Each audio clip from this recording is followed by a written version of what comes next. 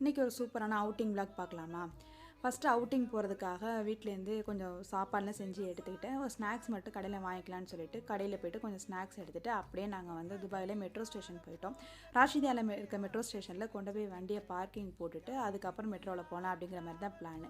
பிள்ளைங்களுக்கு மெட்ரோவில் போகணுன்னு ரொம்ப நாளாக ஆசை இருந்ததுனால இன்றைக்கி அதை எக்ஸ்ப்ளோர் பண்ணலாம். தம்பியும் போனதே இல்லை, அதனால் அவனுக்கு கூட்டிகிட்டு போகலாம் அப்படின்னு சொல்லிட்டு போயாச்சு.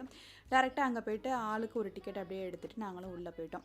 நம்ம எந்த ஸ்டேஷன் போகணும் என்ன அப்படிங்கிறது எல்லாமே டீட்டெயில் உங்களுக்கு வந்து அங்கே ஸ்டேஷன்லேயே இருக்கும். எவ்ரி 2 மினிட்ஸ்க்கு ஒரு தடவை உங்களுக்கு வந்து மெட்ரோ வந்துகிட்டே இருக்கும். நம்ம எங்கேயுமே நிற்கிற மாதிரி இருக்காது. நாங்கள் யூனியன் வரைக்கும் போகலாம் அப்படின்னு சொல்லிட்டு அப்படியே போயாச்சு.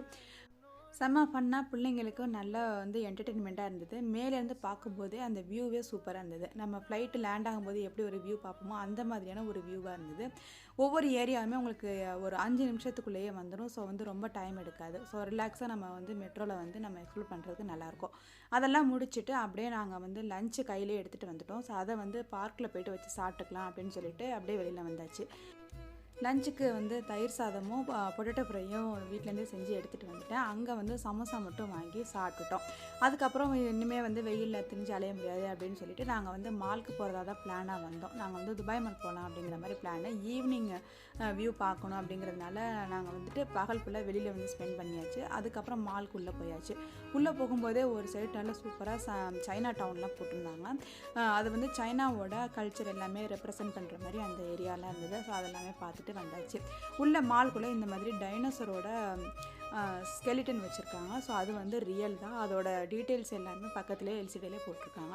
அதுக்கப்புறம் ஃபிஷ் அக்வேரியம், அப்புறம் நார்மலாக நம்ம துபாய் மாலில் என்னென்ன மாதிரியான விஷயங்கள்லாம் முக்கியமாக பார்ப்போமோ எல்லாமே பார்த்துட்டு வந்தாச்சு. இதில் பெருசாக நான் டீட்டெயில் எதுவுமே துபாய் மாலை பற்றி கொடுக்கல. ஏன்னா நிறையவே நான் உங்களுக்கு துபாய் மால் பற்றி நான் உங்களுக்கு விளாக்ஸ் அதுக்கப்புறம் எல்லாமே கொடுத்துருக்கேன். அதனால் உள்ளே நான் பெருசாக வீடியோஸ் எதுவும் எடுக்கலை. வெளியில் அதுக்கப்புறம் புர்ஜ் கலிஃபா பார்க்க வந்தாச்சு. புர்ஜ் கலிஃபா பார்த்துட்டு அப்படியே வாட்டர் டான்ஸ் பார்க்கலாம் அப்படிங்கிற மாதிரி தான் பிளான். வாட்டர் டான்ஸ் கொஞ்சம் ஈவினிங் டைமில் பார்த்தா நல்லாயிருக்கும். நாங்கள் கொஞ்சம் முன்னாடியே போயிட்டோம்.